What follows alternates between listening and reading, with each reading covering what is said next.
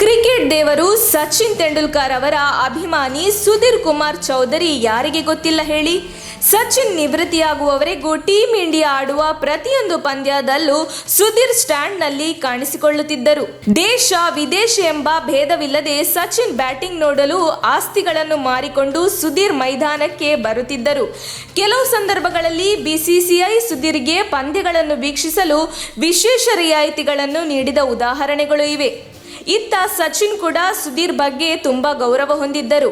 ಅನೇಕ ಸಂದರ್ಭಗಳಲ್ಲಿ ಅವರನ್ನು ಗೌರವಿಸುವುದರ ಜೊತೆಗೆ ಅವರ ಅಗತ್ಯತೆಗಳನ್ನು ಪೂರೈಸುತ್ತಿದ್ದರು.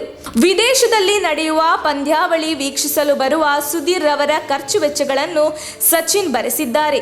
ಸಚಿನ್ ಅವರನ್ನು ದೇವರ ಸಮಾನ ಎಂದು ಪೂಜಿಸುವ ಸುಧೀರ್ ಮೊದಲ ಬಾರಿಗೆ ಕ್ರಿಕೆಟ್ ಅಲ್ಲದ ಕಾರಣಗಳಿಂದ ಸುದ್ದಿಯಲ್ಲಿದ್ದಾರೆ. ಬಿಹಾರದ ಮುಜಾಫರ್ಪುರ ಪೊಲೀಸರು ತನ್ನ ಮೇಲೆ ಹಲ್ಲೆ ನಡೆಸಿ ಚಿತ್ರಹಿಂಸೆ ನೀಡಿದ್ದಾರೆ ಎಂದು ಅವರು ಆರೋಪಿಸಿದ್ದಾರೆ.